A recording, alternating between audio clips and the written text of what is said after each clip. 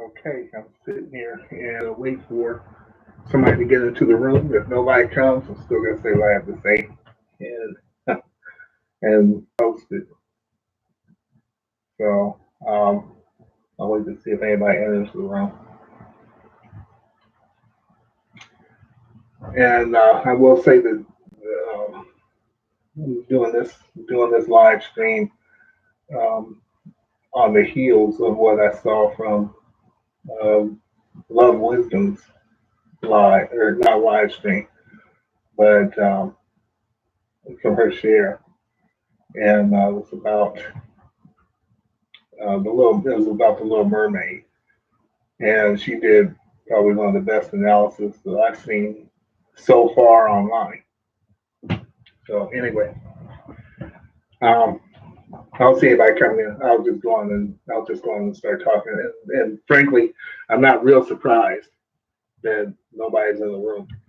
So anyway, I wanted to talk about from my dirty ass kitchen, and since I'm in my dirty ass kitchen, I guess that means that anything I say doesn't necessarily carry any weight or mean anything because I'm not in front of a green screen or have a big fancy setup. So um, that's the whole point of speaking out my, from my dirty ass kitchen. Anyway,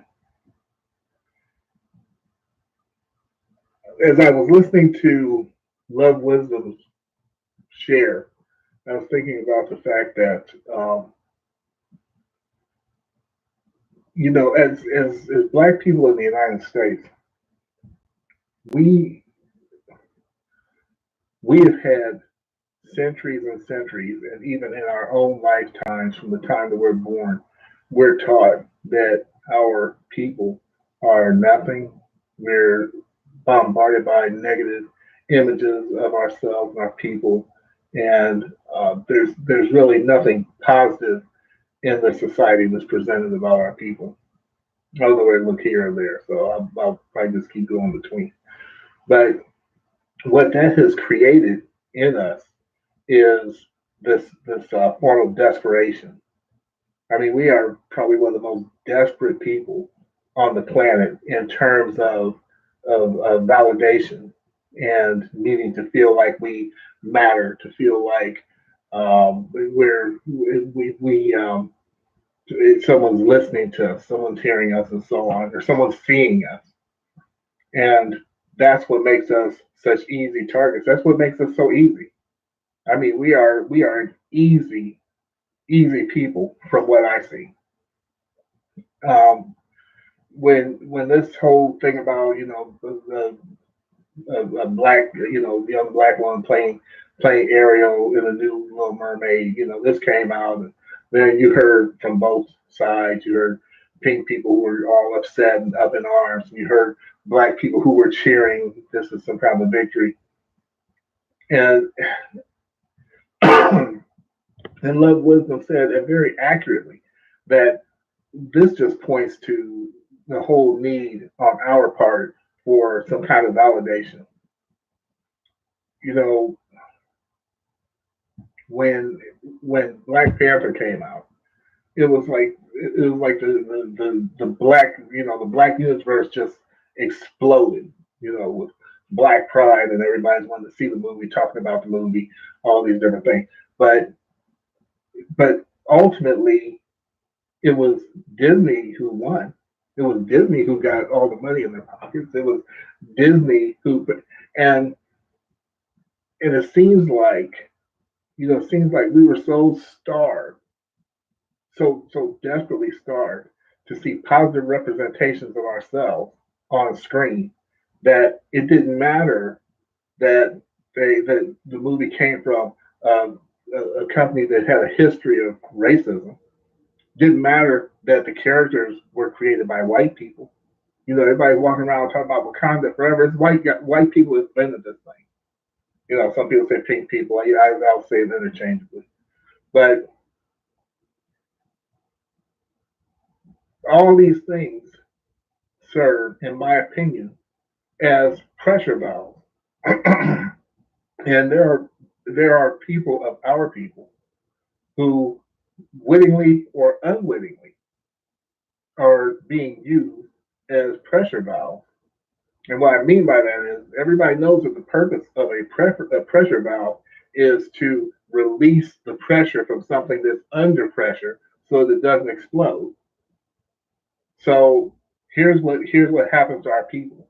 You're like, we have all these black men, unarmed black men and black women being shot and gunned down in the street for no reason, and then they finally just convict one of them. We don't have any representation, and we're just presented negatively, and then they come out with Black Panther.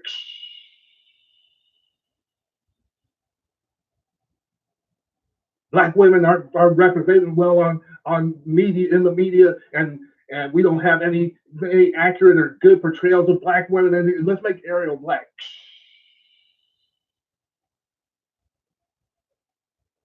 And that's how they handle us, and we don't even realize we're being handled. So like when I think it was Louisiana, they offered, they gave Sam Cooke a posthumous apology, for the racism that he had to deal with when he was there. What good is that? The man's dead. The man's dead. They they do all this stuff, giving people honorary mention and all this after they're dead, after they're gone, and it doesn't matter. And so it goes in line with that whole thing of it's better to apologize than to ask permission. In other words, I've done my dirt. I killed you. I had you in jail for 35 years for something that you didn't do. And then after you finally get out, peace, Mr. Pirate Brain. uh, After you finally get out, then I'm going to offer you an apology. We talking about 35 years of my life is gone.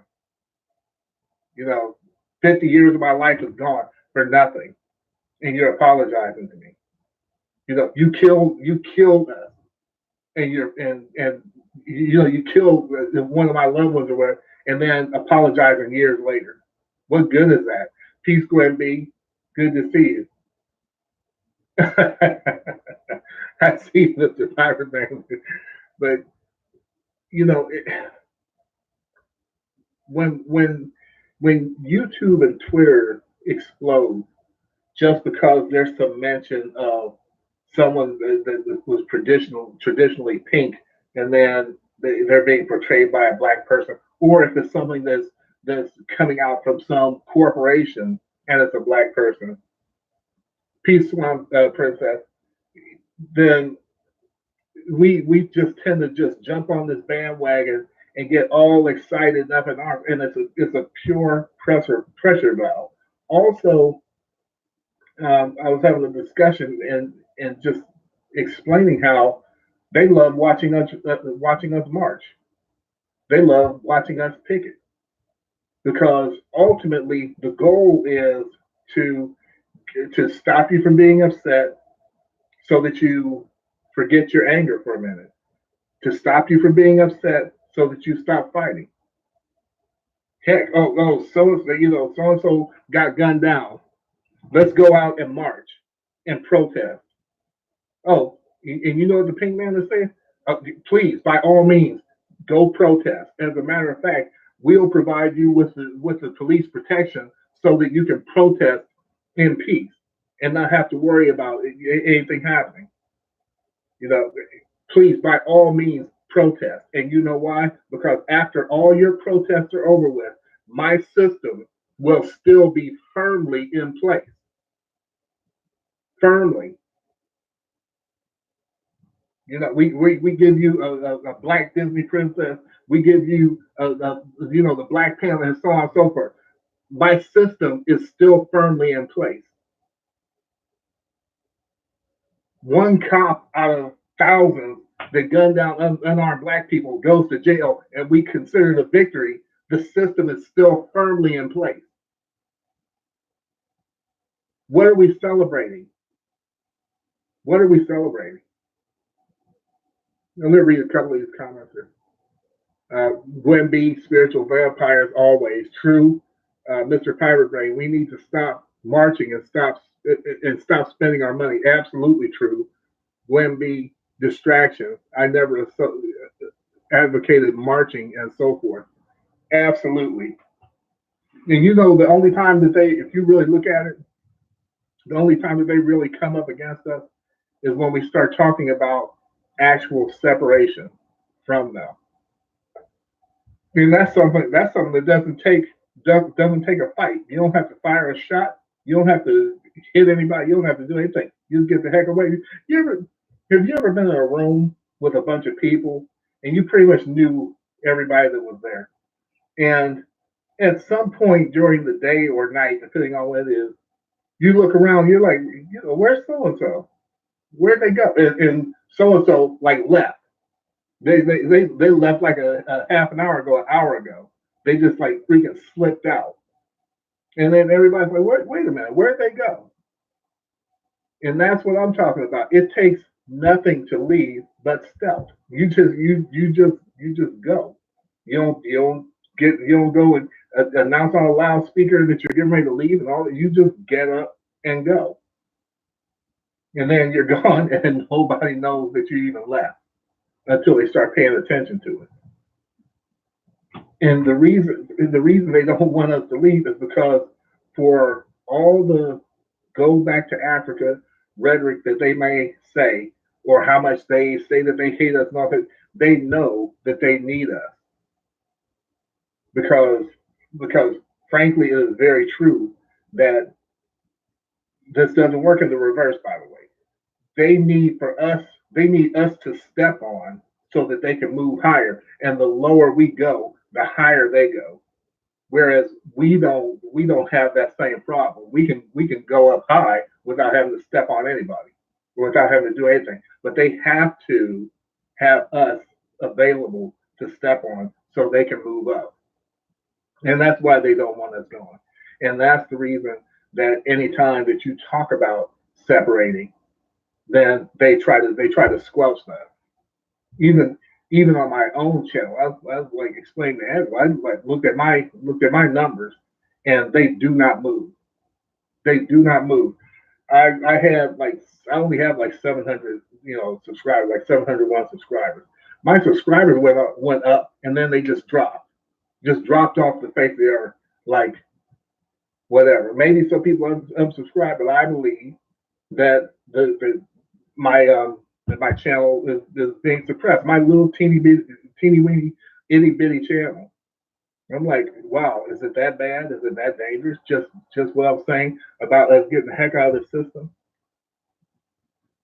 I have a deep appreciation for everybody who is subscribed, everyone who listens, everyone who is paying attention, and I have a deep respect for all these other YouTubers out here who are actually standing for something and trying to and telling the truth.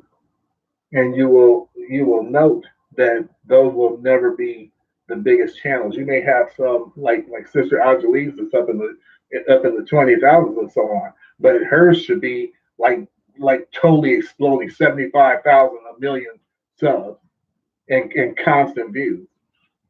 But these are various truths that nobody wants out there because it's about separating. It's about like just peacefully going on your way and slipping out the door. So as we as was explained by Love Wisdom so eloquently, and if you haven't had a chance, check out her video on the Little Mermaid. It's excellent. That's actually why I'm up here now, is because that was just such a good share and such a powerful one. Because ultimately, for all the fist pumping that some of our people do, we counted this big victory when they're showing like Ariel was going to be a black woman and so on. It's because we're still seeking white validation. I mean, what else can it be? What else can it be? And when and as they manipulate us within this system, um, like I said, they keep using various channels various people and ourselves against ourselves in ways in the way that it creates like a pressure valve that this thing's always building up in our people, and then they throw us a bone and it just releases all that pressure, and then it builds up again, and it will keep that's just like this thing that's just going to constantly happen because the problem is never being addressed, the problem is never being fixed. And I don't know that there is any fixing the problem. I don't believe that the system can be fixed. I believe the only way to fix the system is to get the heck away from it. Because the system has a certain design. It was designed to hold us down. That doesn't make any sense for our people to march and picket and go through all these permutations trying to fix a system that's designed against us. The Royal Lioness, hi brother and family, your dummies haven't left you. Those demons are manipulating the videos of yours. Those that tell truth. That's true. That's true. So anyway, I actually have a whole lot to say about it. I don't typically write down that. I don't typically write down like notes or anything like that. So sometimes I'll have something on my mind, and I'm just gonna just talk about it. But but there again, like I said, we have we have people among our people who I'll say it like this first. I have a deep issue with people who I feel are using our people as a come up. I have a deep issue with people. I'm going to try looking up here now. I have a deep issue with people I feel are not sincere in what they're doing, and that they're using us as a commodity. And how does that differentiate them from anyone else who has used our black bodies, our black minds and spirits as a come up, has used our black bodies, minds, and spirits to make money from, right? I on the one hand, I mean, I get it. You're trying to make money because you're trying to get out of all this pain. This country is based on money, so you're trying to get out of this pain somehow, and you figure the way to do that is through money. But what what's not being spoken about or what's not being looked at is that all the time that you're claiming that we need to separate, all the time that you're claiming that we need to be a nation unto ourselves and all this different stuff, every one of your actions is showing that you're trying to intertwine even more deeply into this system because this is a system based on materialism and consumerism.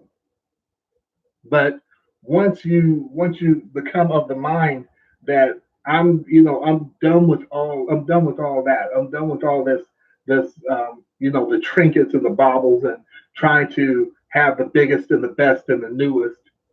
And I want to live simply, and I want to live peacefully, and I want to live with no debts. I want to live with nobody hounding me. I want to live not trying to keep up with the Joneses. I want to live not trying to show off for people who actually don't even really care. At that point, you really start to separate from this system because the whole thing is a trap. We as black people are constantly taught that to have things defines who you are. The better things you have and the most things you have, the better person you are. And and even within our own ranks, we pay more attention to someone who seems like they have more money or status than maybe someone who's just sitting in their dirty ass kitchen. trying to drop some wisdom, you know. And it's all because of that whole brainwashing of you feel like, that whole brainwashing of what's called the halo effect, where you where you where you add characteristics of something to someone because of what they do. They're an attractive person. They're wearing a suit, carrying a briefcase. Oh, they must be intelligent. They must be smarter than me. They must be somehow better than me. And they could be dumb as a stump. Or you see somebody in jeans and a t-shirt getting out of old hoopty. Oh, see, they don't know anything. They probably don't have any friends there, but they could be a freaking genius. They could be a genius. But in sociology, that's called the halo effect. We apply these things, and that's why you will have some YouTubers. Not now, this isn't true of all, but you will have some YouTubers who will go to these extravagant lengths to have like this green screen in back of them to make them look like they're in the newsroom, or to make them look like they're outside, or whatever, because they know that people are going to base their people are going to base what they say or how they listen to you more upon whether you look like you're successful than what you're actually saying. That's why I'm a fan of this. You know, now you don't hear what I'm saying. You know, you don't know anything about me. You don't know where I am or what I'm doing, but you can hear my words, and my words are the most important thing. Anytime that I hear a debate, I often feel that you shouldn't be able to see the people debating or making the speech or whatever. They should be behind some kind of a podium, or not podium, but behind some kind of a partition, so that you can't see them and you judge them by their words, or you judge their word. You don't judge them, but you judge their words and think on their words. That's what I believe. So I don't know. I don't like when I feel like there are those of our people who are being used, who are being used because because of knowing our condition and how hurt we are as a people, how downtrodden we are as a people, not of our own design or of our own cause, but that's the hand that we were presently dealt. You have those who know that, and they're like, I'm going to tell them everything they want to hear, and I'm going to, and the whole time, I'm going to, I'm going to insult white people and call them names and all that. What good is it? What good is it? All you're doing is basically feeding people candy. You're not talking to them about how to get out of this situation. You're not talking about how to separate from them. All that you're talking about is stuff that you know is going to make them mad. Things that you know is going to get views and get people pumping their fists and saying, "Yeah, you're right. Yeah, you go," because you're calling white people names and all this different stuff. But after all the dust settles and everything clears, I've called people all these different names and all this, but their system is still firmly in place. Their system is still firmly in place, and I'm still in the middle of it. So what good was all that talk? Just to make me feel better for a minute? And let me tell you a little secret. That's not really a secret. You may wonder why, like these huge channels that explode can get away with some of the things that they say about Caucasians, and and it's like they're not suppressed or anything like. You know why? It's because after all that talk, they're not actually talking about anything that matters. They're not talking about how to get away from this system.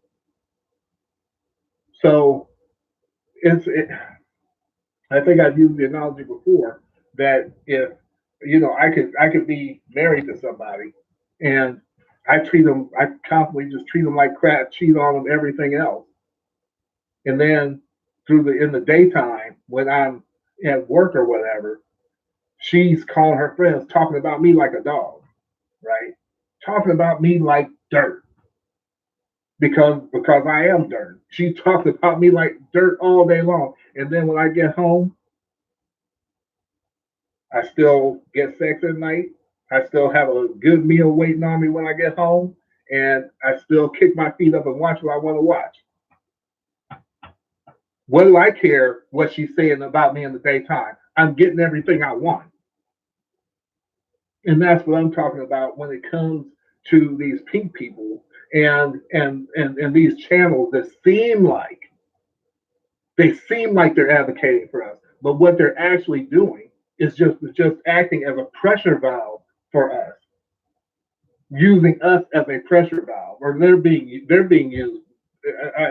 I'll phrase that differently. They're being used as a pressure valve because they're a place that we can go and gripe and moan and make fun of people and talk about people and bad, talk about people and all this stuff and get I feel so much better. I call it I call them Neanderthals. I feel so much better. But you know what? As much as I call them, their system's still in place, and I'm still in the middle of it. So what good was all that? Somebody came out with peace, Miss G. I saw you in there. I was just on my little rant, so I'll give you a couple comments. Why do you think this time I got my glasses there? Why do you think they allow some channels to talk about separating, um, derived like Phil Scott on the Advice Show or Professor Black? Let me tell you something about that. And I'm about to go there, Mr. Pirate Brain. Is I left a comment on Radical's channel talking about this is something I finally thought through.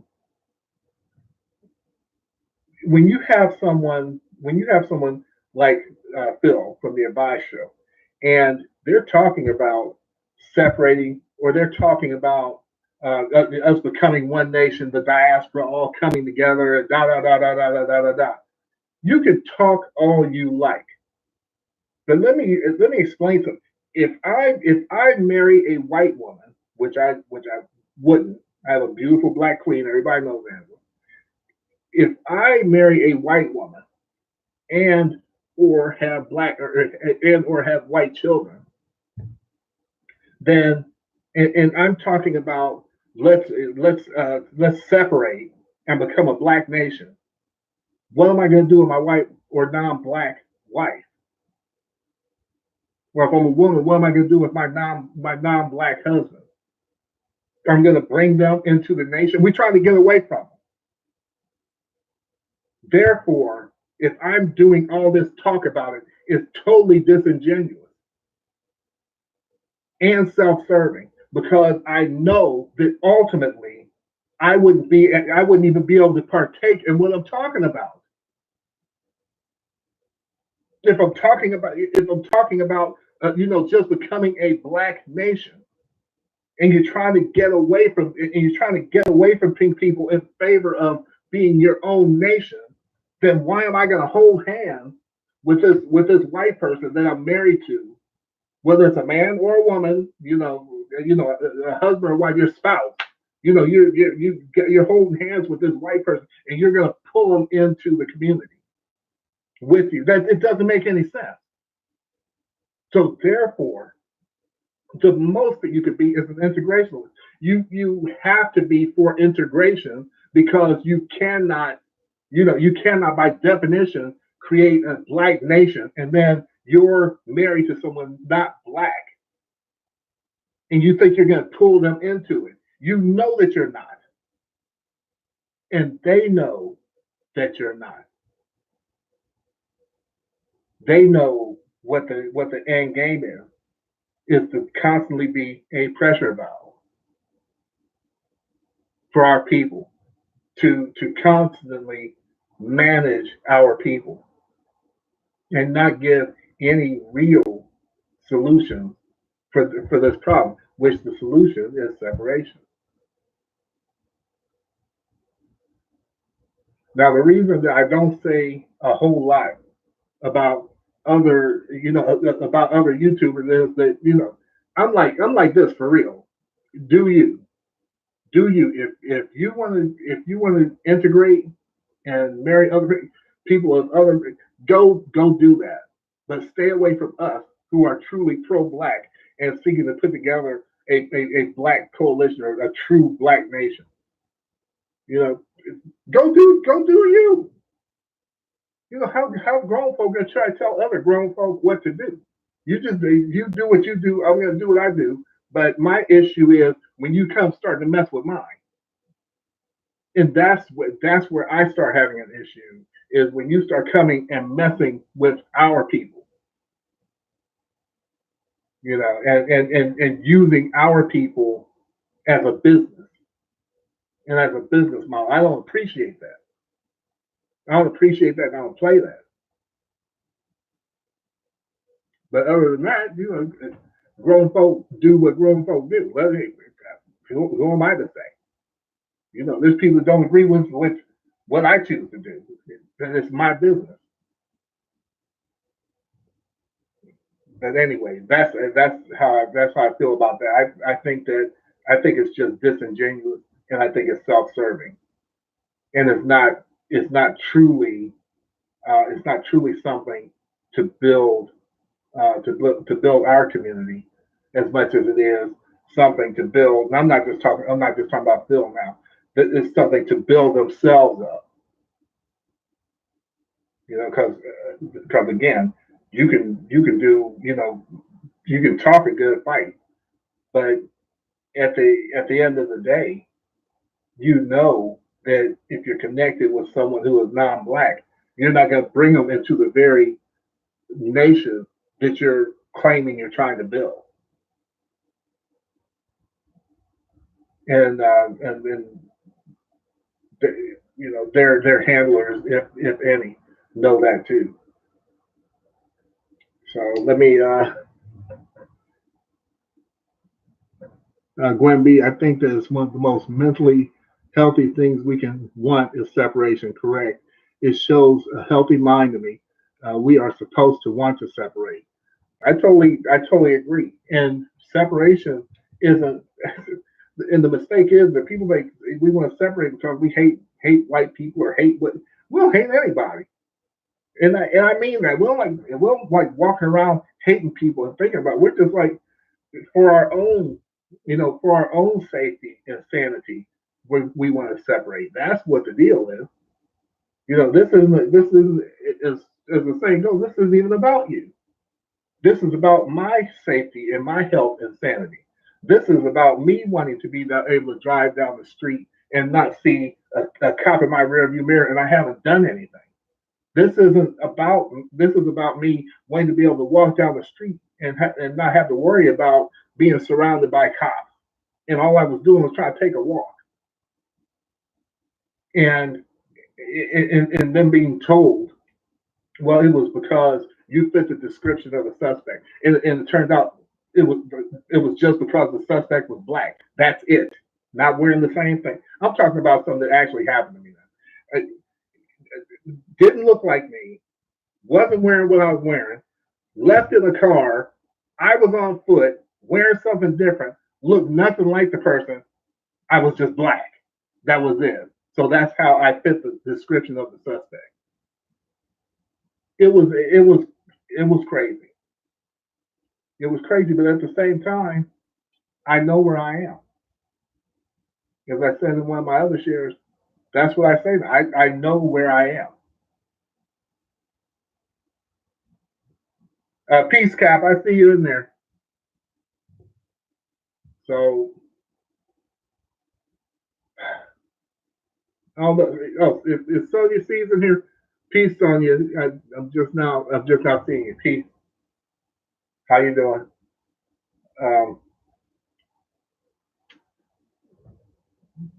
I saw share the other day about this, this white guy, this black guy was standing outside of the apartment building waiting for his friend, and this white guy asked him for his name and da da da da, and so YouTube obviously erupts about that, and Twitter and so on. It happened yesterday, it's happening today, and it will happen tomorrow. These are the distractions that we keep getting hit with. Why are we even paying attention? Have you met this country? Do you know where you are? Do you not know where you are? I know where I am. I don't need to every 5 minutes hear somebody tell me about, this Becky called somebody for not doing so, who some black person who was just trying to mind their own business. Or this cop gunned down this unarmed man, woman, or child. Happened yesterday, will happen today, and will happen tomorrow. That's why we need to separate, is because I'm not satisfied talking about them. I'm not satisfied calling them names. You know what will satisfy me? Not having to deal with it. That's what will satisfy me. That's what will make me feel better. Is when I'm in a community, when I'm in a place with our own people where we don't hear about this. And when we do, we know that's not happening just because we're black. And these are the questions that black people constantly have to deal with, and the things that are constantly having to run through our mind. We go to a restaurant and get bad service, and we're like, why are we getting bad service? Is it because I'm black? You very well could just be getting bad service, but there's no way to know that. That's one of the advantages of being in a system where it's just black people. And I don't mean just like a group of black people. I'm talking about in a black nation. When you get bad service, you know it's just because you're getting bad service, and you don't even have to question it. You don't have to wonder about it or think about it. But in the present system we're in, everything that happens to us is questioned, and then the first thing we're told is you're too touchy, you're too hypersensitive. We're not hypersensitive. We're just going by what has been traditionally and historically happening to us. And many times it is because we're black. Sonia sees a black teen was killed because he was uh, listening listening to rap music. A so-called mentally ill white man felt threatened. Happened yesterday, will happen today, and will happen tomorrow. That's a. I know where I am. I know where I am. I had I had some cop follow me down the street. Like this was several nights ago, and no reason, no reason. I just went past them. And I was like the only one on the road, and it was dark. And this cop followed me, and that I know that he was like checking me out. He was checking my license plate out, and then eventually he just like turned off. And it wasn't like he turned off at some street, some stoplight or stop sign or what. He turned off in a way that I could tell. Okay, I got nothing on him. But say for the sake of argument, I did have something on me. It showed that he was fully prepared to lie. What would he have to lie about? Because he would have had to have some probable cause for following me, right? So he would have said either, well, he's driving erratically, or I thought his headlight was out, or he didn't have his seatbelt. In other words, he's just fully prepared to lie just in case they found something. So hold on, I'm gonna go get a sheet of paper real quick. Hold on, just a minute. Talk among yourselves.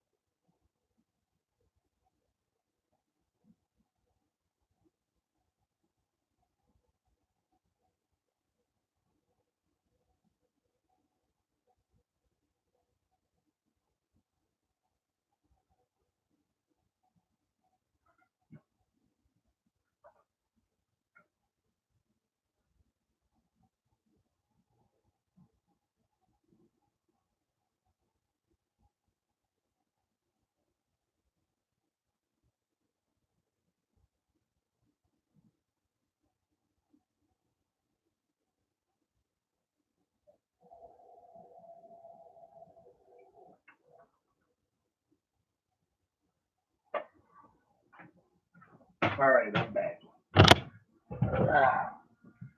I told you, I don't keep notes, but it was something very specific I wanted to mention.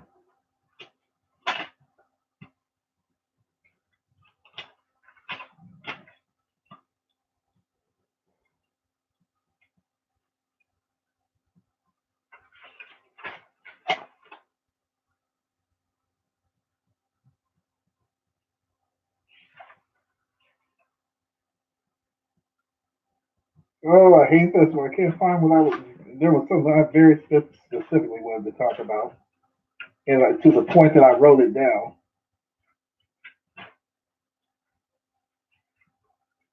and now I can't find it in my own notebook.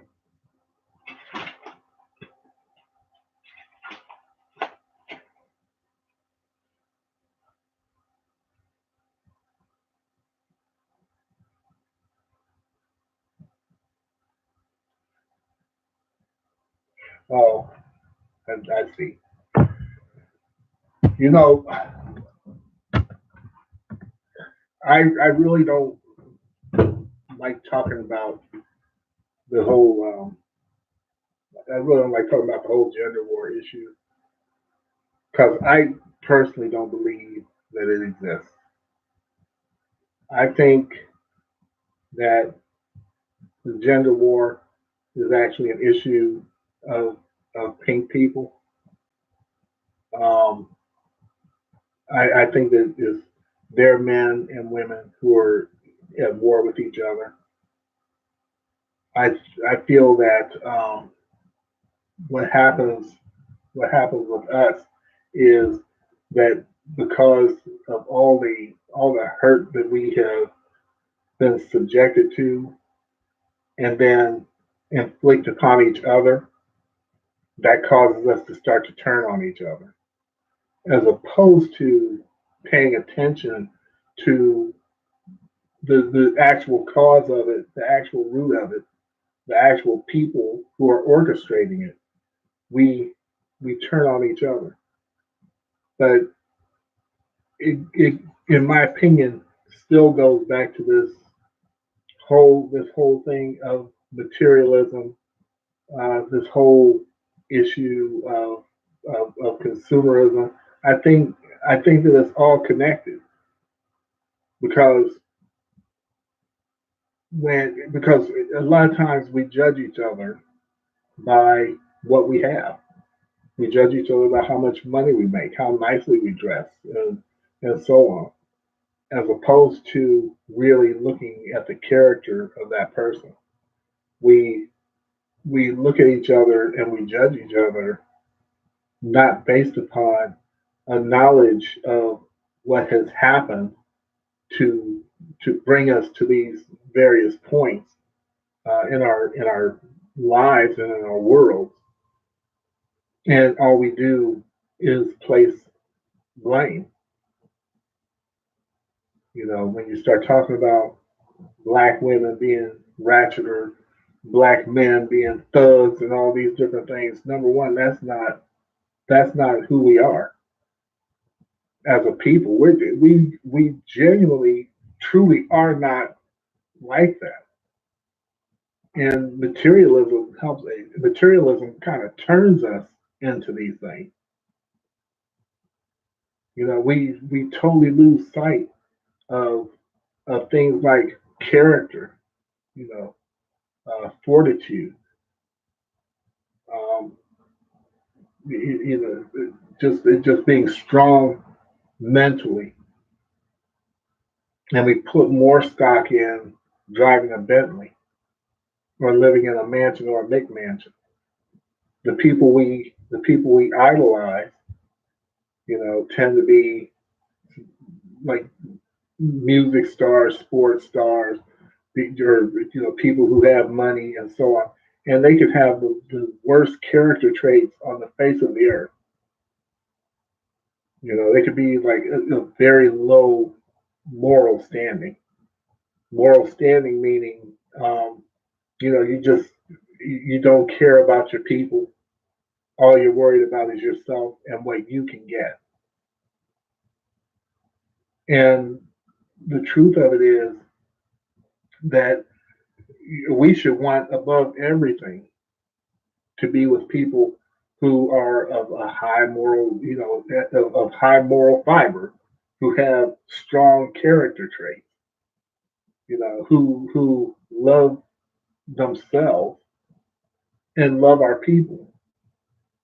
And I said it in another live stream. You can't possibly love a black man or a black woman if you're self-hating, and you can't possibly not be self-hating if you're black and you don't love black men, or if you're black and you don't love black women. There's no way that you can't not be self-hating. You can say it all you want, but the proof, as they say, is in the pudding. You know, that is what it is. Hold on just a minute. I'm gonna read some of the comments. Clean my glasses again.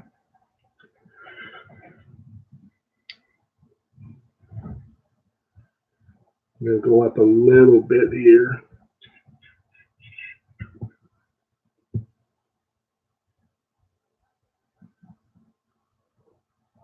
Oh, I see. Mr. Pirate Bay and Sonia Seeds are having a conversation.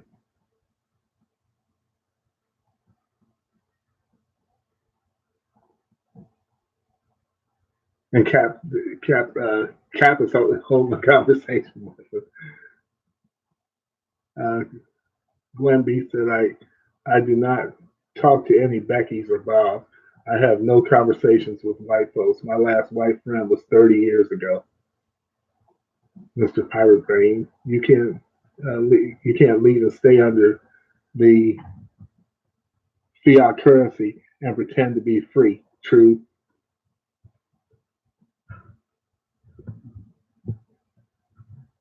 Glenn, so many of our problems will go away if we as a group stop humping them. Again, I agree. I agree. And the thing is, peace, Avery. Uh, the thing is that it doesn't even have to be. It doesn't have to be all of us, because whether we like it or not, there are many people who love their white daddy, and even if you want to put it in those kind of blatant terms, they you know, because of conditioning, we just love the materialism, and are enamored with their version of success. Their version of success is big house, nice car, beautiful wife, handsome husband, dog, 2.8 children, 2.3 children, whatever. Our version of success is living in peace, being in health, having peace of mind, being financially free, and having no chains on us. You know, because you can have someone driving a BMW, a Bentley, a Porsche, whatever, and they're chained to that car payment. They're chained to that mortgage. They've they connected themselves to the system in a way that actually enslaves them. You know, so I don't know what all the answers are. A lot of times what I'm doing is, as they say, building the bicycle while I'm riding it. I'm still trying to figure this stuff out too. I'm still trying to work through it. All that I know for sure, peace, love, life, the sun. All that I know for sure, for absolute sure, is that our only our only true way out of this is to separate. That's the only real viable solution for our people. And yeah, separating physically is more than a notion. Separating physically isn't like, oh, I'm gonna just run out and move to another country or go move to another state where there's no white people or whatever. It's obviously not that simple. But separating in the way that we eat, I always use that as a prime example. Separating first in the way that we eat um, separates us from their food. It we start to become healthier. We start becoming happier.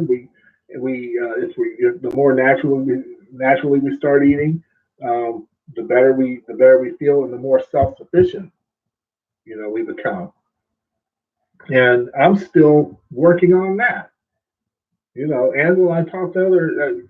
I think it was just last night about the fact that I need to start eating more naturally. I thought that I was because I'm a vegetarian. I'm not eating meat, but I still eat like some processed junk, potato chips or chocolate or whatever. So so my next move is to move away, not only move away from that, but just like Angela said, you don't just move away from this, you move toward that. In other words, more fruits and vegetables, um, just more organic living food. I'm away from the meat. I'm basically away from the dairy. The only dairy that I'm getting actually is in the processed like junk food that I eat, like these suckers. I'm not sitting here eating them, but over and over. But we all see those. Know the bulls are, and the freaking things taste good to me. But at some point, that has to leave my diet. Because it's not good. It's not good for me. And if I'm really serious about the things that I say, then I have to walk the walk. You know, because I'm not one that's going to sit here and say, yeah, this is what we need to do. As black people, we need to do this. We need to do that. We need to not do this and that.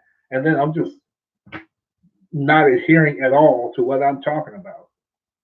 That's hypocrisy, and I don't appreciate that in anybody, including myself. So yeah, I don't have it all figured out. I'm not perfect. I don't. All I know is that it's something that does have to be done, and moving it away from the food is the first step. The next step may be a little bit harder. Like Cap, I don't mind if I hope you don't mind me saying, but Cap let me know. He doesn't have a television in his house. He stopped watching television. That is a point of separation. For me, That will be hard because I love my entertainment, I love my movies and so on. I collect movies, but a point of separation is moving away from moving away from their media and moving toward, if we have to have media, moving toward our own media that's made for us and by us. And that doesn't mean necessarily about us. Excuse me, because like I said, Black Panther was full of black folks, but it wasn't made by us. Yeah, the director was black, but that's just because the director is black, just because the cast is black, doesn't mean that it's ours. When the director is black, the cast is black, it was written by a black person, the people on the sound crew and everything else are black. Now you start to get to a black movie that's speaking our narrative. That's why I love This Black so much. Sister Alberlee's book that we should buy, because not it's not only a great novel, but This Black was written for us, by us, in line with our narrative. If you look at any people, whether it's people who are Hispanic or Latino or or Jewish or Asian or what, you look at any people, pink people, you look at any people, everybody very closely and very tightly guards their narrative. They don't let everybody just come and explain their narrative. There have been more. There have been more Jewish people who try to portray the black narrative, like Steven Spielberg and so on, try to explain the black narrative than us. We're like the only people who aren't in control of our own narrative, and that's why we're presented any old kind of way in the media, any and every way. And we, as like I said, as Sister Audrey wrote her book, we have writers among us, we have musicians among us, we have creators among us. We have scientists among us, mathematicians. We have everything within our people, and that's enough to want to control our own narrative. When we speak highly of each other, it's like it doesn't resonate at all. It doesn't bounce off of anything. But then let one of us win a Grammy or an Oscar or an Emmy, and the whole world just explodes. What, the whole world's exploding because we got acknowledged by some white people with their white awards? Please, please. We have got we've got to start we've got to start counting our own recognition of our own people more highly, rather than waiting for validation from Caucasians.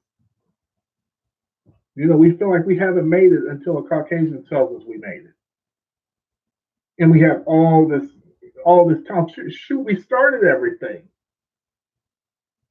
People, people who listen to country and western music. I'm talking about Caucasian people listen to country and western, get upset when black people try to sing. The roots of country and western music is soul. It's like soul music, blues. Heck out of here.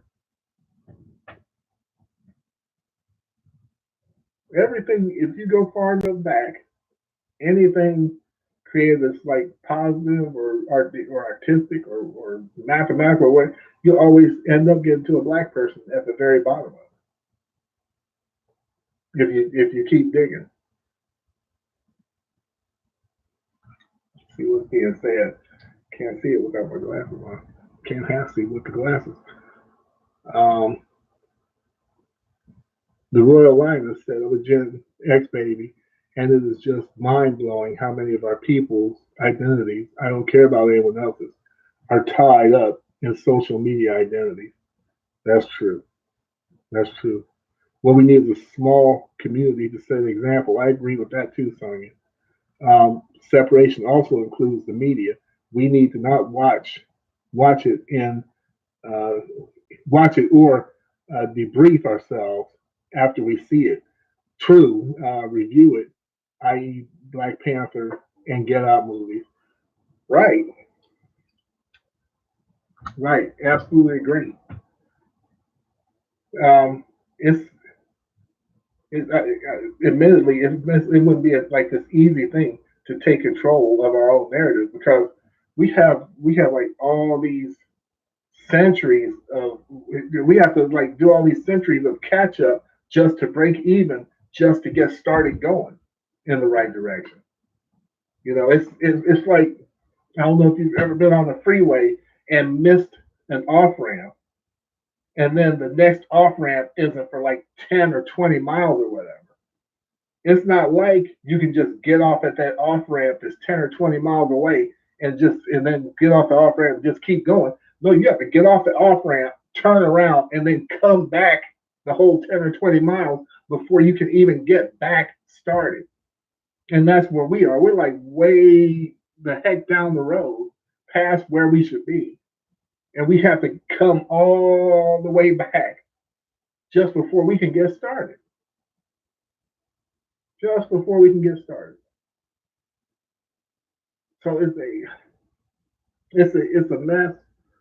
I I really don't know what to. Frankly, I don't know what to say or do about it, um, other than to say separate and then start examining the different ways to separate. But it's obvious. You got to go, Miss G, and if you do, I'll see you later. You take care. But it's obvious that when it comes to like talking about celebrities or or just like different clickbait issues, we we rush to them, and ultimately, you're talking about somebody like Cardi B or whatever, and at the end of the day, what does it matter? That's the part. That's the part that kind of gets me, and I mean, I get it and I don't get it. You know, we talk about all this foolishness that means nothing in the end analysis. It doesn't. If I sat and listened to a live stream talking about Chris Brown for 2 hours, no, 3 hours. If I listened to a live stream talking about Chris Brown for 3 hours, at the end of that 3 hours, I'll put it like this: at the beginning of that 3 hours, I look at my bank account. At the end of that 3 hours, I would look at my bank account, and I guarantee you, not one more dollar would be in it or out of it by listening to this mess. Who cares? What difference does it make? Except that I've lost 3 hours of my life that I can't get back talking about something that doesn't matter.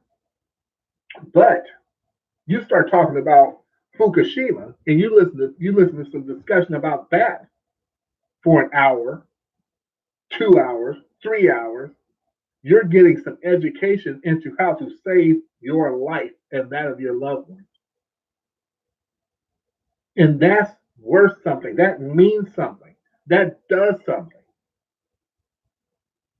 You listen to a discussion about how to separate. That means something. It does something. It's worth something.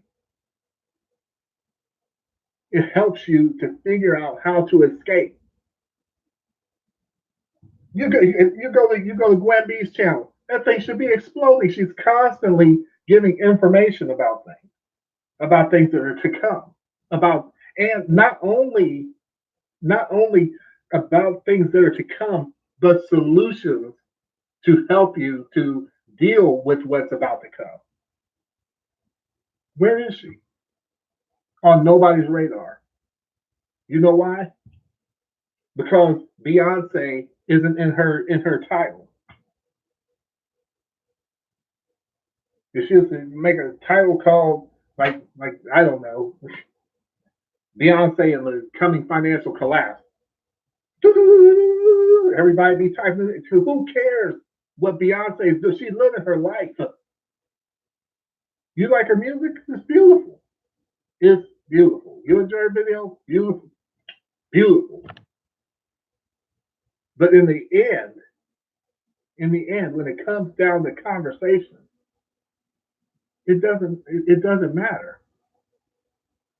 It does not matter how to separate from the system, how to survive radiation, how to survive this coming collapse of the system and the financial system. These are things that we should be educating ourselves on. That doesn't mean don't watch a movie. I just watched Imitation of Life last night. Very good movie, by the way. I watched the version with Lana Turner. That's the remake. There was one before that was in black and white. I watched the remake. This is Angela's first time seeing it. We both enjoyed it. But yeah, I watched Imitation of Life last night. The night before that, we watched. Oh, what was it? It was a show out of Nollywood called Boy George. We watched it, and all I'm saying is, I enjoy being entertained. I enjoy entertainment, but but you're not going to catch my eye with some celebrity's name. For me, you mentioned a celebrity, and I'm pretty much going the other direction and won't even click on it. That's me. I won't even click on it because I don't care. As soon as a celebrity is mentioned, it's like, what's that got to do with me and my liberation and the freedom of our people and the liberation of our people? What's that? What? It's always going to be some surface um, mess. Um, Cap says, "I don't care about celebrities' lifestyles unless they're giving back." And Sonia says, "I heard from We Buy Black that they're trying to get a black supermarket chain started. That'd be awesome, Mr. Pirate Brain. We need to get back to the barter system." I like that idea. I really do, especially when it comes to like food and stuff. I like that. Uh, Gwen B, I look at it as wedding folks out or weeding folks out. Not all of us are going to make it. We on these channels are the folks who are building the arc to get out. Everyone will not get on these arcs. That's just the sad truth of it. And the thing is, that's no indictment on a person's character or anything like that.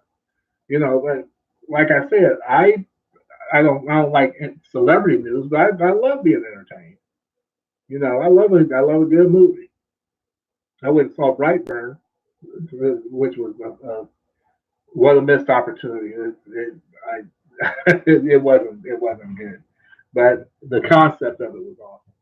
But it's no indictment on anyone that they like entertainment news or whatever. But it's just like anything else, uh, like like like eating. You enjoy you can enjoy eating different things, but the more that you cut the junk out, the better off you are, the more healthy you are. The radical sister, my sister, Ajali, much love and respect. He's lying. I don't know if you, Ajali, I don't know if you saw my comment on your one video. I was about to go live after I saw Love Wisdom video about the Little Mermaid, and she was just hitting on all cylinders on that one because it was it's absolutely right.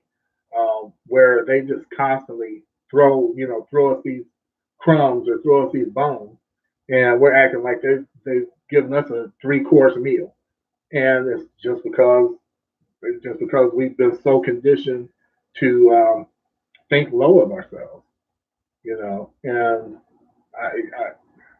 I don't know. All the conversations I thought about it, um, it's the whole thing is a trick bag. The whole thing is a trick bag because you know that, and I almost don't even want to talk about this, but you know that in the live action movie, the prince, if the prince isn't um, Caucasian, he's gonna be non-white. He's gonna be non-white. They ain't gonna have any brother up there, or they're gonna have some biracial who they try to say is black. The same way that Halle Berry's the first black. I saw Halle Berry's not black. They always they always call them biracial black. Biracial are biracial. There's nothing wrong with that. There's nothing wrong with frankly, there's nothing wrong with being a Caucasian. There's nothing wrong with being black. There's nothing wrong with being biracial. You just are what you are. But they need to stop trying to throw them all in a pot. And that's the other thing that I'm fighting about our own people is we've got to stop this whole thing where we're calling people swirlers who are not black. Like they talk about, whichever one of the Maoris is married to this uh, Caucasian guy, and people want to call her a swirler. She's not a swirler. She's biracial. How's she swirling? She's biracial. But we're so busy trying to bring everybody under this umbrella of blackness, and it's exhausting, and it's it just stays in a mess. Just stays in a mess. Are you talking to Sonya? Okay, I was getting ready to read what Quimby was writing. That's so anyway. I was radical. I was just sitting here and I was um, talking about how we have different YouTubers out here who are used as pressure valves, for our people.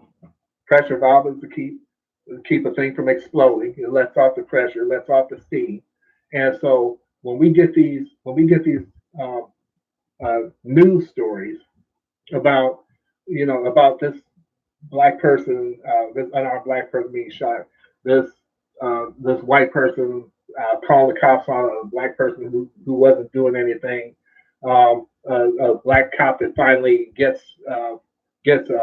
indicted for what they for the shooting of a black person or whatever, unarmed black person.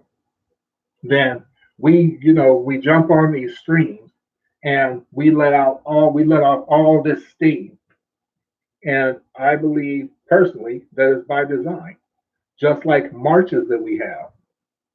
Something happens and then we start marching. We're always marching.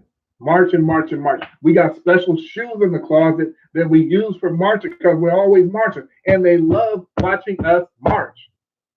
You know why? Because when you're marching, you ain't doing squat. I was about to say the F word. When you're marching, you're not doing anything except wearing out the soles of your shoes.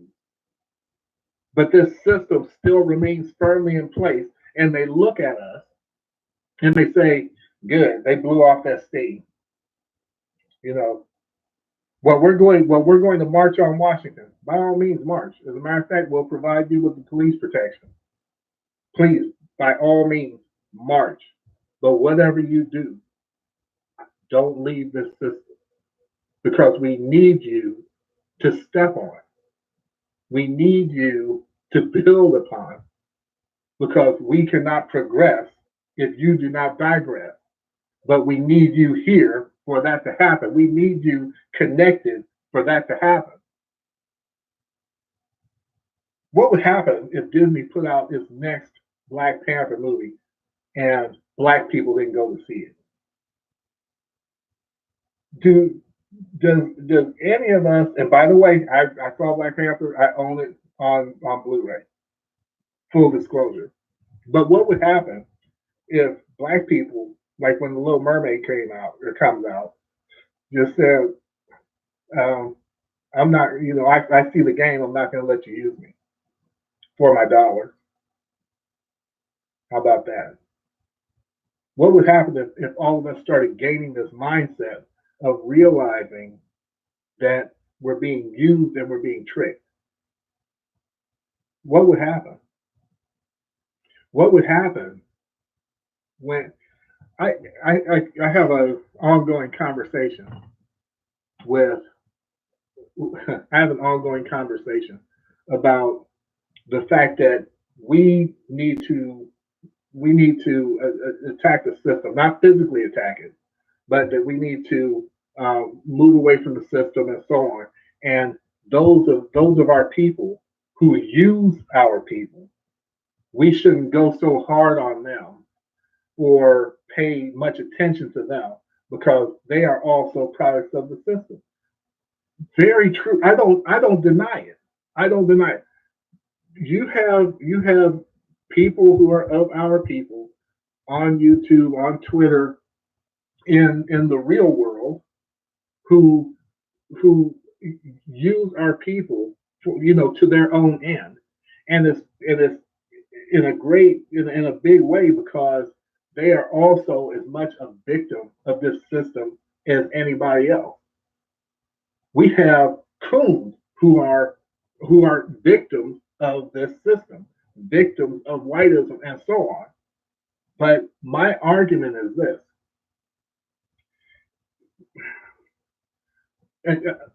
there's at what point does a person become responsible for what they're doing? In other words, if if a black person attacks me and mine, am I supposed to stand there and say, "Well, I know that you came from a bad background, and I know that you suffered all your life, and I know that da da da da da da da da and on and on and on.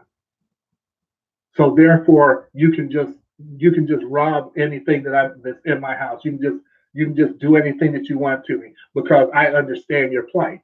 No, you're going to stop them from whatever it is that they're doing because at that point, the reason they're doing it doesn't matter. The important thing is to stop them. Maybe after you stop them, you could try to rehabilitate them, but before that, you have to stop them. You have whatever they're doing has to be addressed.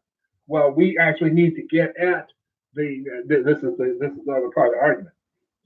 Well, we have to get at the at the pink people in the system that's actually perpetuating this, and not um, deal negatively with our own people. The problem with that is that when you have traders in your midst, they run interference for their white masters. That's the problem, and that's why they have to be dealt with. I'm not saying they have to be killed or anything like that. I'm just saying they have to be dealt with. They have to be shut down, or we have to close our ranks to them because they're running interference. What you're in a prison, but you're innocent. You're in a prison, but you're innocent, and there are a group of other innocent people, and you're constantly coming up with plans to escape. And every time you try to escape, they're right there. The guards and the wardens are always right there. It's like they're always 2 steps ahead of you, always 3 steps ahead of you. And then you find out that someone in your midst is feeding information to them that keeps you from being able to get out. And so then what do you say? Well, we understand that you're in here just like we are, and that you're just as hurt as we are, and so all you're doing is the best you know how to do. No, you're going to deal with that person so that they can stop thwarting your plan. That's what you're going to do.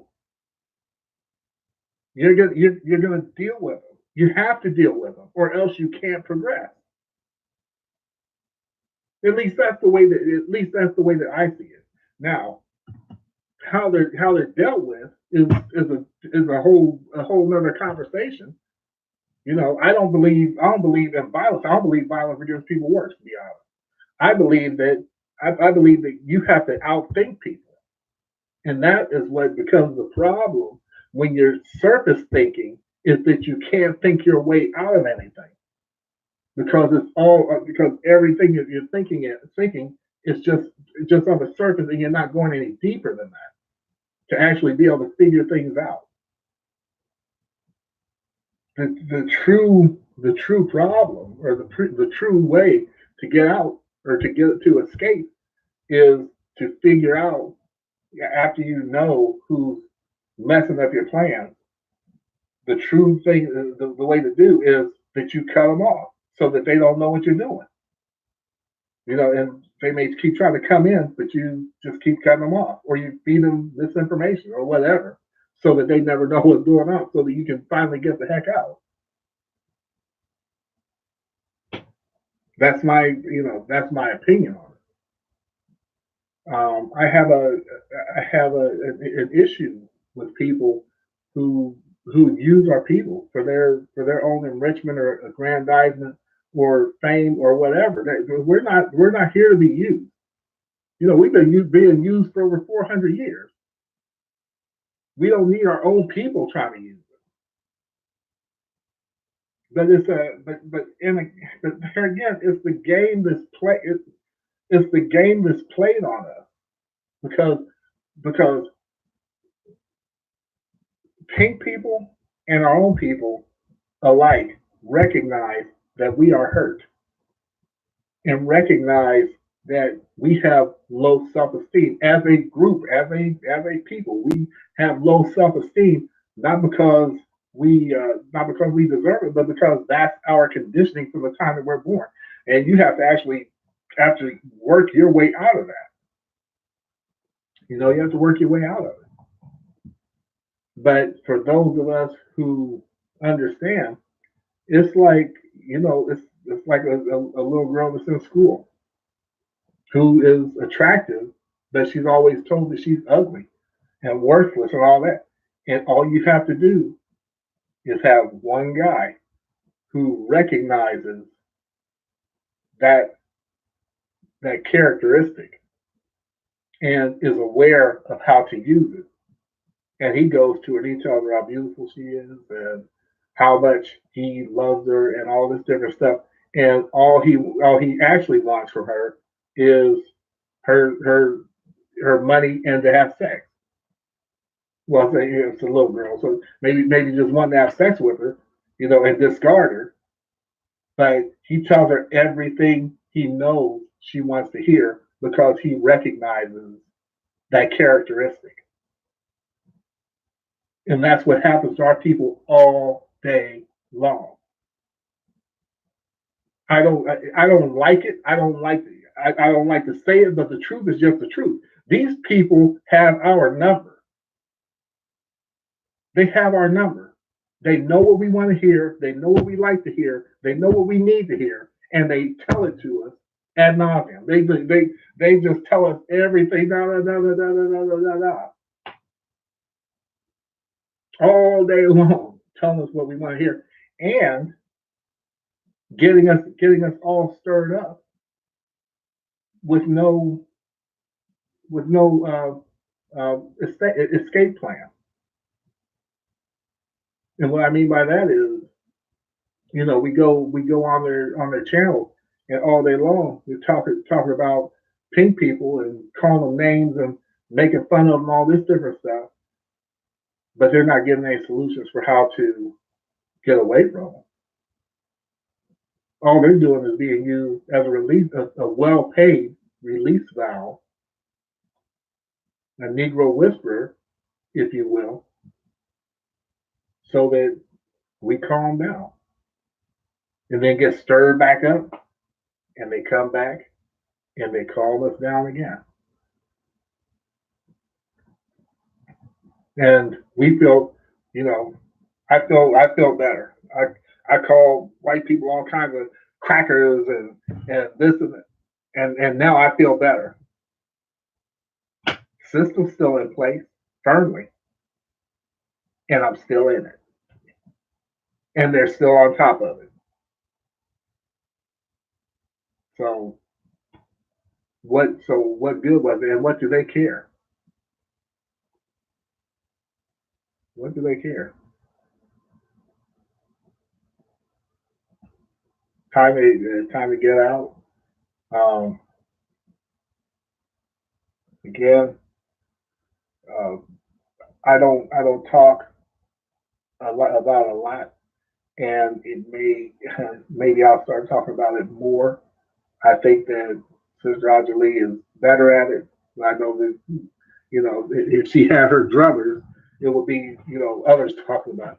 But Fukushima and the radiation is the issue of our time. And here's the thing too. I think maybe I won't even address it as Fukushima. Just start talking about the radiation problem itself, because you say Fukushima, oh Fukushima, yeah, what's Fukushima? Fukushima ain't real, da da da da da da. But you start talking about the radiation, and you start proving what's going on with the radiation. You start talking about this irradiated fish and meat.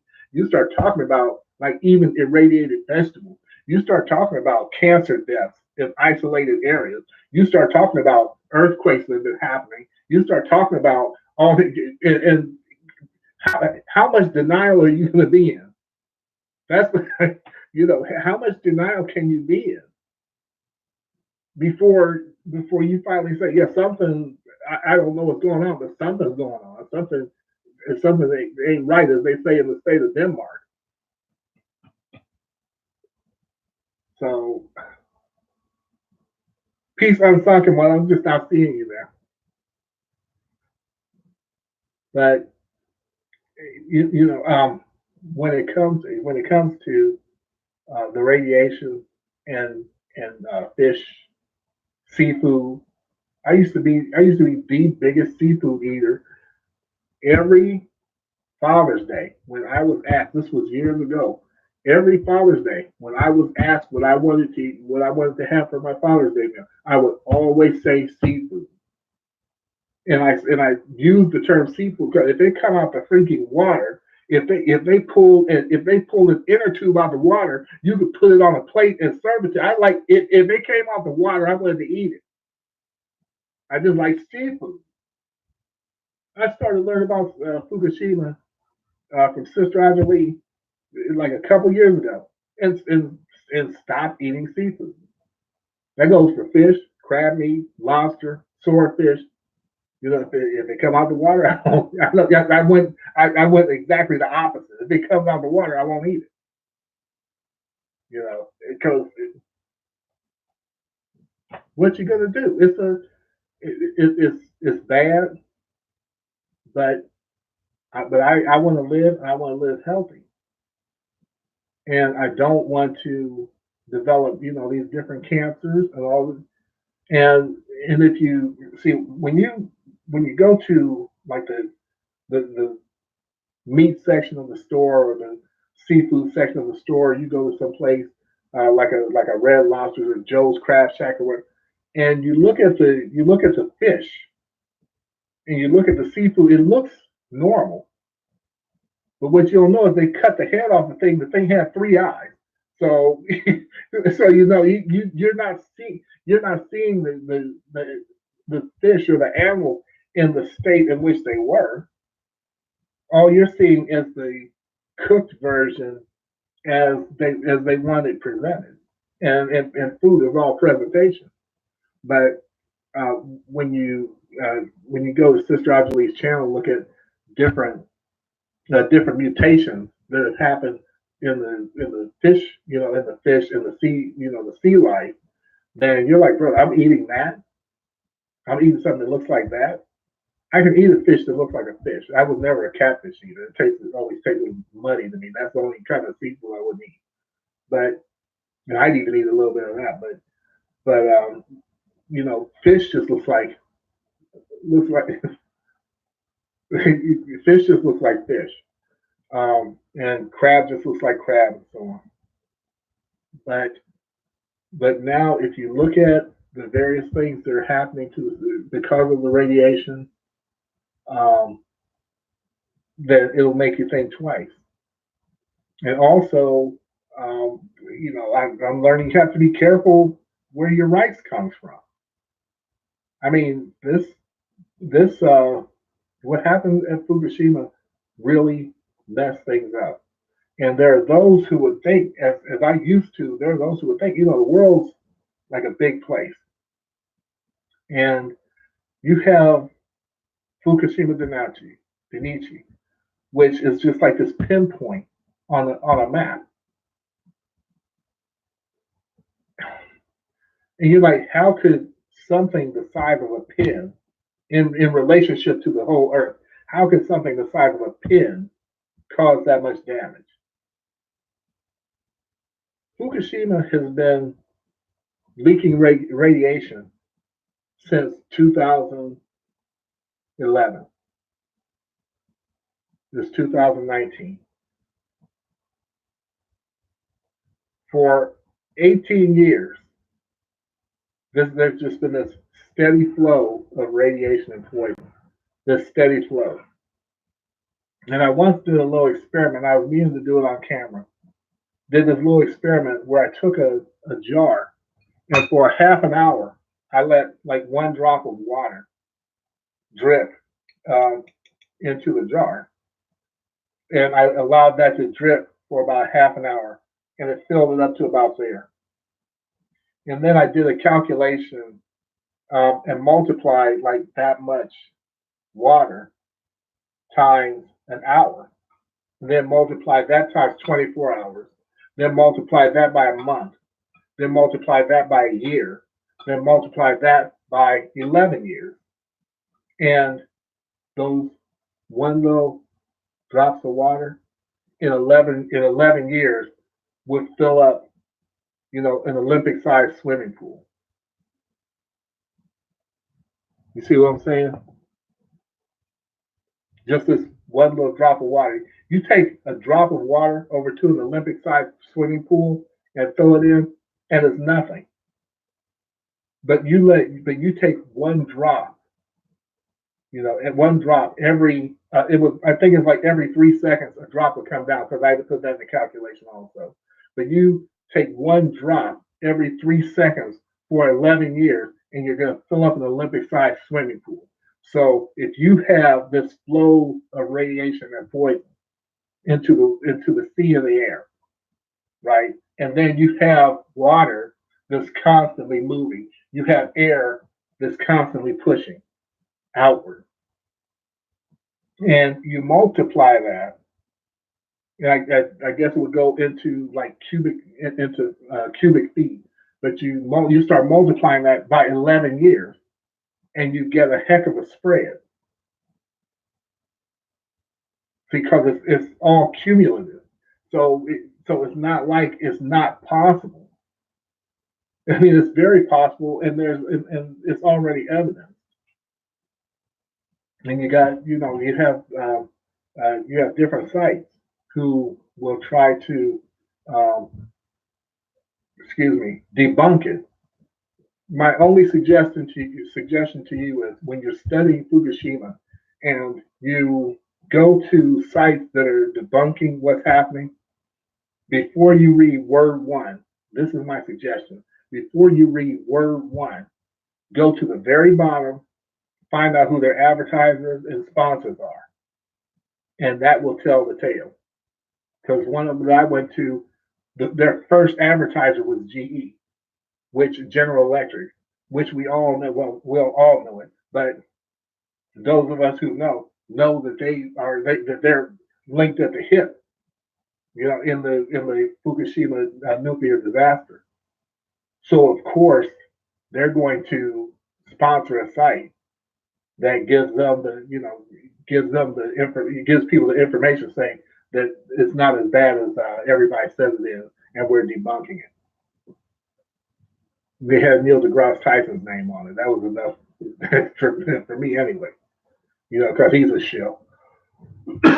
Excuse me. Let me see if anybody's in here that I haven't spoken to, just to make sure. I don't want to miss anybody. I spoke to Sunken One. Let me read some of the comments. Oh, thank you, Sister Roger Lee. I feel the same way about you. Cap says any food uh,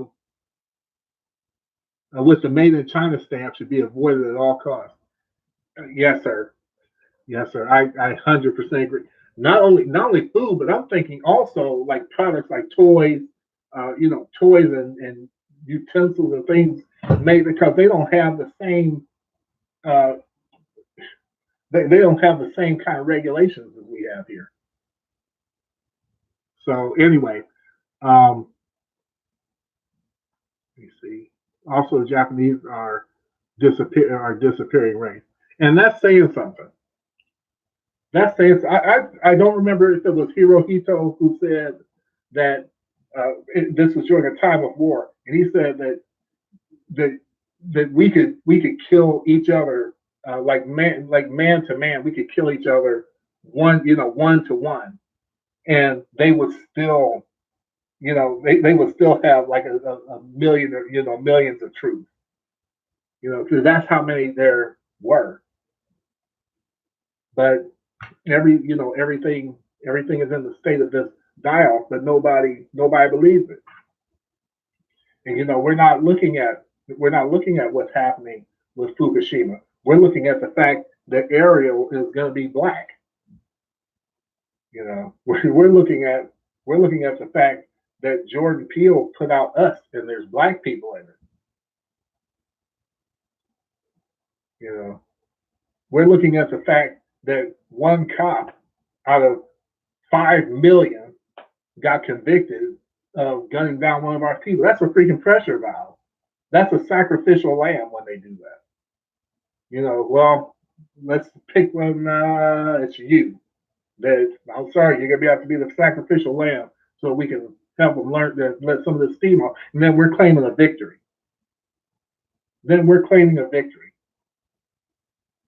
Like something got solved. The system is still firmly in place, and I'm still in the middle of it. So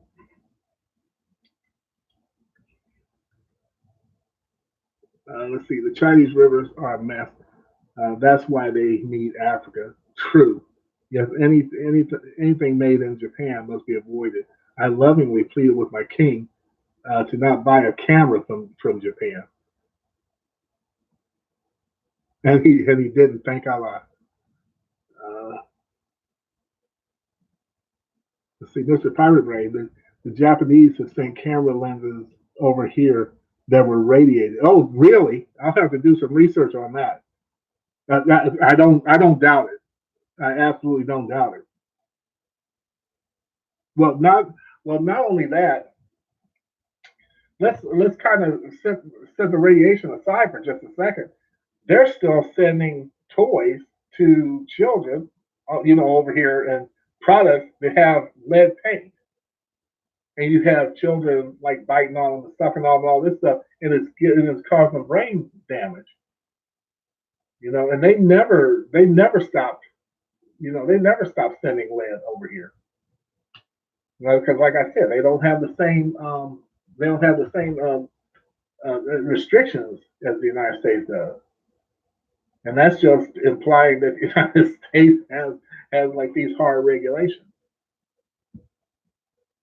But something we have to understand about corporations, it's kind of like the oh brother, who was it that had the bad airbag? Oh brother, I can't remember the name of the company. It sounded like a Japanese company too. Takata, the Takata airbags in the cars.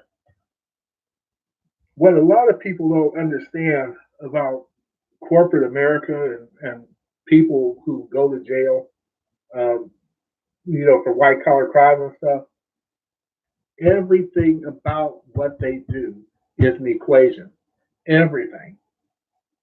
Because they'll sit in a boardroom and they'll say at Takata, and they'll say, these airbags are defective.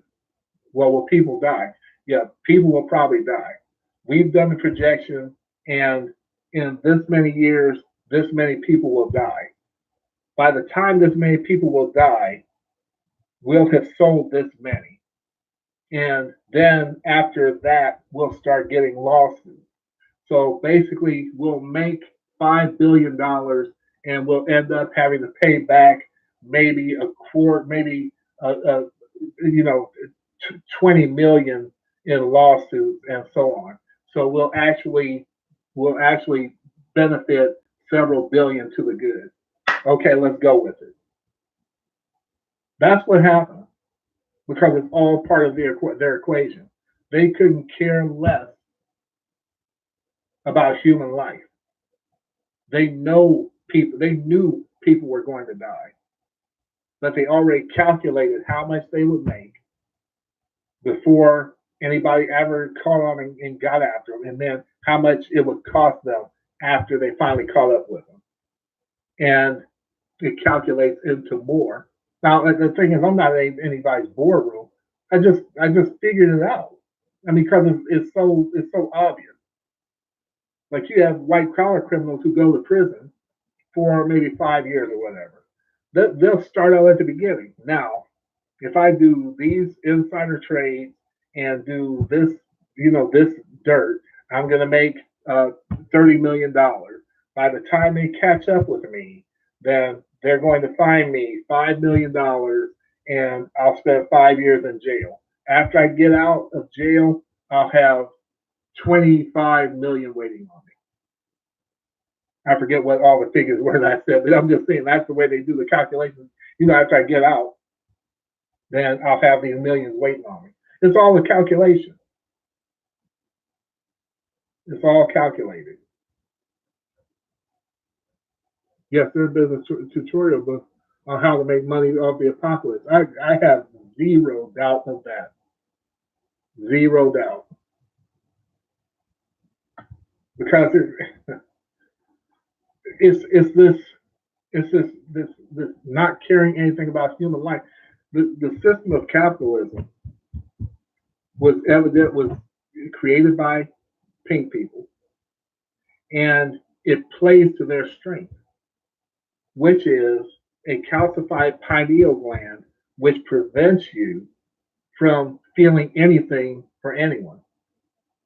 Okay, and so because of that, you can basically do anything you want. That's why, and I said it before, and I will keep saying that's why black people, in general, not every single one, but in general, that's why black people don't make good business people at high levels. I'm not talking about just like doing business. I mean at very high levels. I'm talking about these Jeff Bezos levels. You do not find a lot of black people doing that because black people spiritually, excuse me, and in terms of our pineal gland, don't have the ability or don't have the we we have too much we have too much compassion and too much of a conscience to be able to do things in that way. We have too much of a conscience to knowingly give people poison just so we can make money off of it.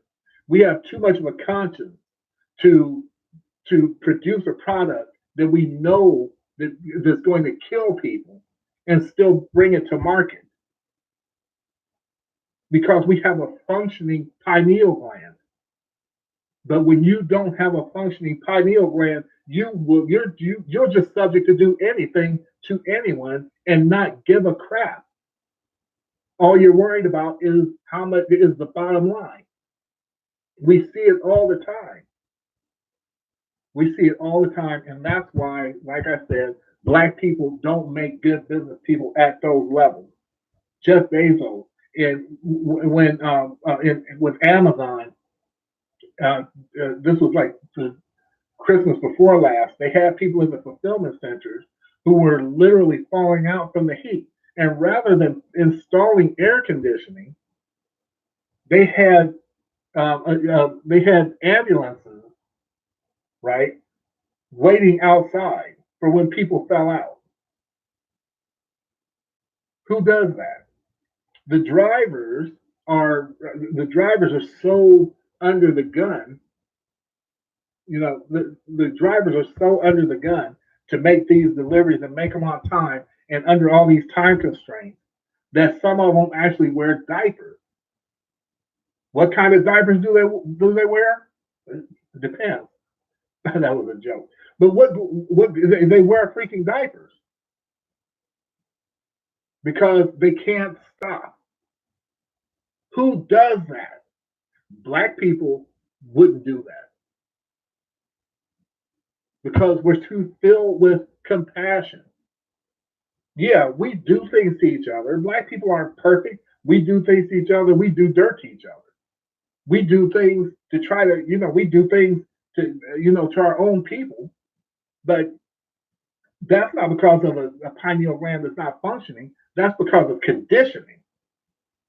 There's a world of difference.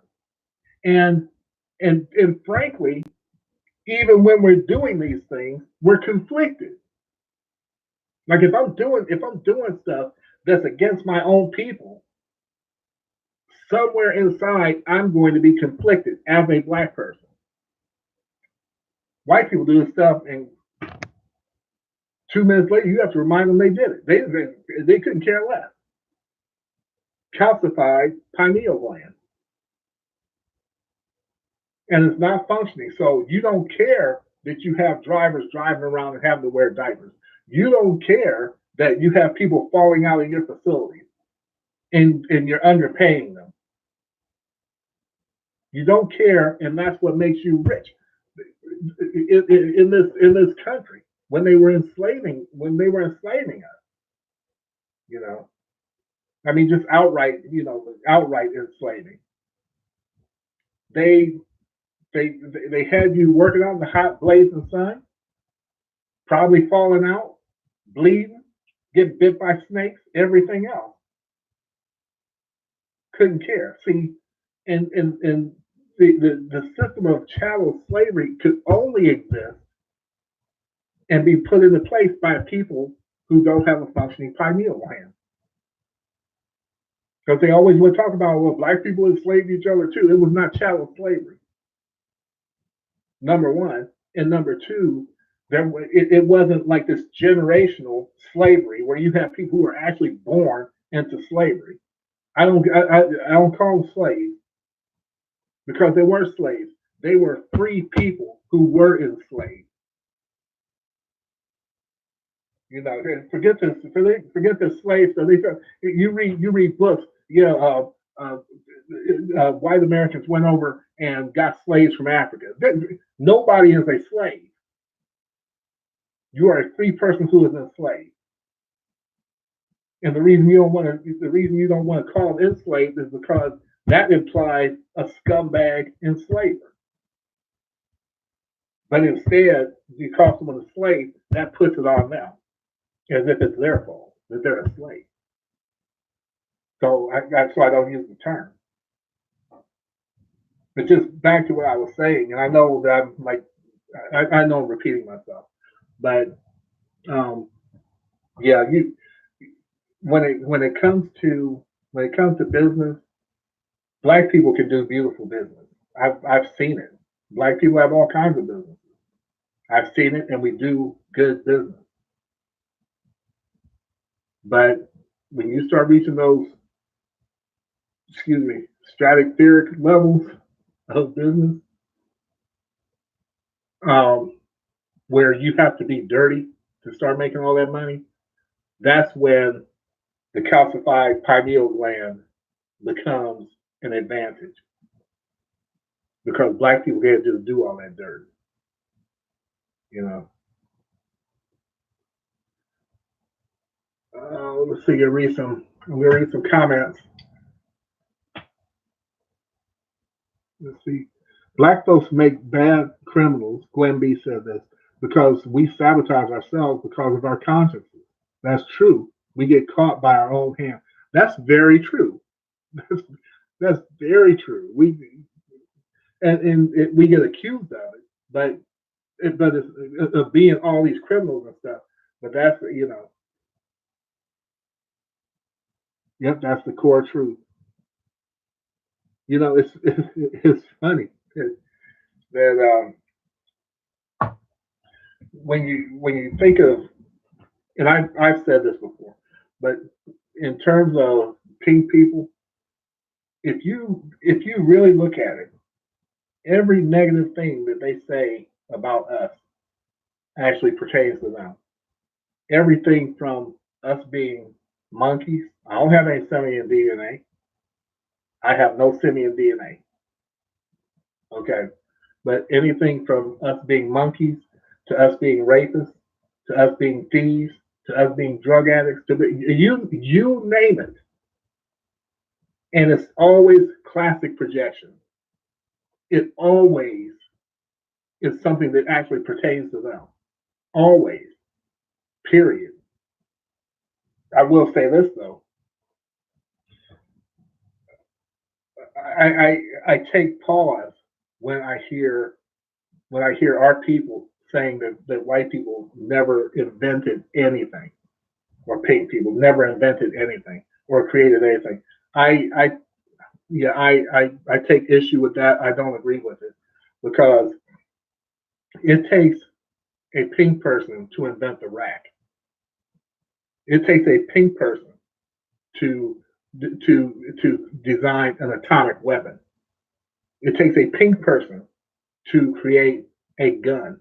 It takes a pink person to create a bomb. It takes a pink person to create mustard gas, germ warfare. If it's destructive, you can bet your ass that they are able to create it and have. So don't ever come up to me talking about they can't create anything. They create plenty. That doesn't mean that it's positive. I'm just saying they create plenty, but it's always something that's bent toward destruction. Always bent toward destruction. And I have I don't know if you watched me for a while, you probably heard this before, but I was in the military for 6 years, and in that 6 years, I was never like a drinker or anything. So on weekends, before I would go out dancing, because I love to go out and dance, but before I would go out, I'd always just be in the barracks and everybody be in there drinking. And there's two things that always was consistent the entire time, and Cap can probably attest to this. You know, when people drink, they tend to start acting. You know, it loosens their inhibitions, and they tend to start behaving more according to their nature. And Cap, tell me if I'm lying. I was around the military, and for over 2 years, I actually observed the way that black people and white people would act when they get drunk. When black people get drunk, get tipsy or get drunk, or black men, I can only speak to black men because that's who I was around. When black men get drunk, they tend to try to get laid. And that's not every single solitary time, but overall, black men try to get laid when they start getting tipsy and getting drunk. When pink men get drunk, they start tearing stuff up and destroying stuff and trying to fight and wanting to fight everybody. Now, Cap, tell me I'm lying because you were in the military. You saw just like I saw, and maybe you saw something different. But in over 2 years, that is what I saw literally every weekend. And what that showed me was that is the nature. You know, that's the nature of our people. And when I say I'm not saying that you know all black men are just dogs that want to get laid. Maybe I am because I'm saying that's what I saw. I'm just being honest. That's what I saw. But you know, black men become more mellow. We truly do. We will become more mellow. But these white guys, they get drunk and they start fighting and tearing stuff up and breaking stuff. And you know, it was hardly scientific, but that's what I observed that whole time.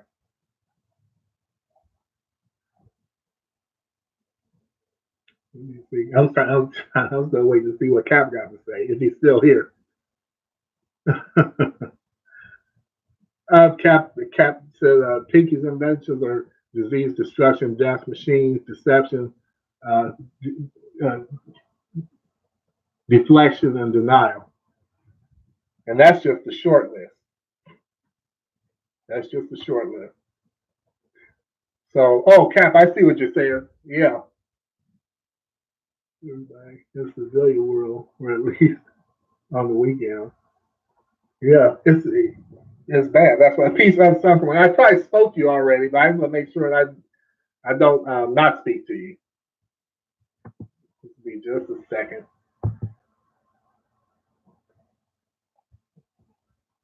There.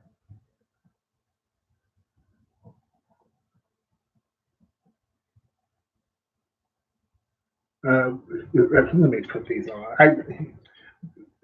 The reason I wear my glasses all the time is not out of vanity. It's because I'm nearsighted and I have to keep taking them off and putting them back on, taking them off. Some people ask me, well, I'll just get bifocals. But Katrina, peace.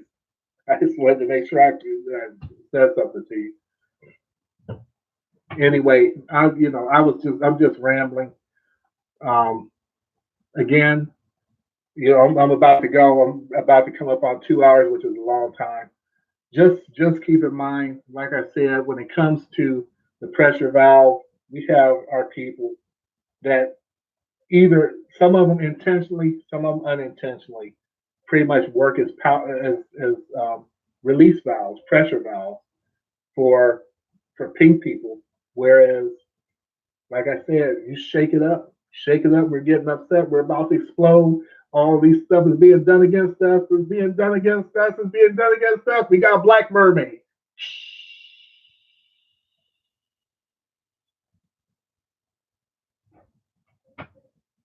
It's a mess. So anyway, that's all I got to say. I'm just try to make sure I greet everybody that's in the chat. I don't know. This never works for me. I try to get to the participants if I can. Oh, peace, just glowing. I'm just not seeing you in here.